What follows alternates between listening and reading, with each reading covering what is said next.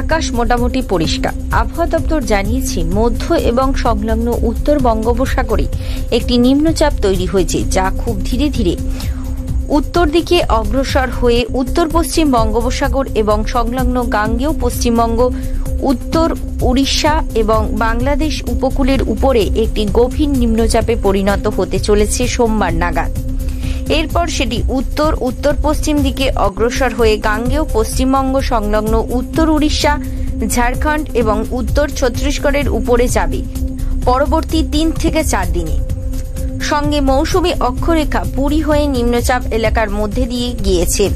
এছাড়াও একটি ঘূর্ণাবর্ত উত্তর বাংলাদেশ এবং সংলগ্ন এলাকার উপরে অবস্থান করছে। সেপ্টেম্বরের মধ্যে পশ্চিমবঙ্গ ও উড়িষ্যা উপকূলের সমুদ্র উত্তাল থাকবে, যে কারণে মৎস্যজীবীদের ওই সময়ে সমুদ্রে যেতে নিষেধ করা হয়েছে।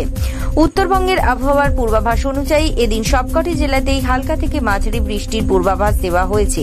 আপাতত ভারী বৃষ্টি কিংবা বজ্রবিদ্যুৎ কোনো কিছুরই পূর্বাভাস নেই উত্তরবঙ্গের জেলাগুলির জন্য।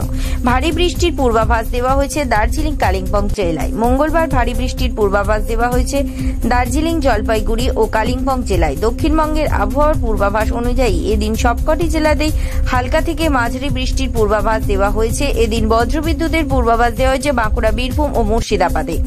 আপাতত ভারী বৃষ্টি কিংবা বজ্রবিদ্যুতের কোনো পূর্বাভাস নেই। ভারী বৃষ্টির পূর্বাভাস দেওয়া হয়েছে উত্তর 24 পরগনা, দক্ষিণ 24 পরগনা, পূর্ব মেদিনীপুর, পশ্চিম মেদিনীপুর, ঝাড়গ্রামে। আবহাওয়া দপ্তর জানিয়েছে, আগামী 24 ঘন্টায় কলকাতা ও আশেপাশের এলাকায় আংশিক মেঘলা আকাশ থাকবে। কোনো কোনো জায়গায় হালকা বৃষ্টি কিংবা বজ্রবিদ্যুতের পূর্বাভাস দেওয়া হয়েছে। সর্বোচ্চ সর্বনিম্ন তাপমাত্রা থাকতে পারে 34 ও 28 ডিগ্রি সেলসিয়াসের আশেপাশে। এদিন কলকাতার সর্বনিম্ন তাপমাত্রা 28.7 ডিগ্রি সেলসিয়াস, যা স্বাভাবিকের থেকে 2.4 ডিগ্রি সেলসিয়াস বেশি। শুক্রবার এই তাপমাত্রা ছিল 28.2 ডিগ্রি সেলসিয়াস। আপেক্ষিক আর্দ্রতার সর্বোচ্চ 91%, সর্বনিম্ন 54%। গত 24 ঘন্টায় খুব সামান্যই বৃষ্টি হয়েছে। ব্যুরো রিপোর্ট, জেলার বার্তা।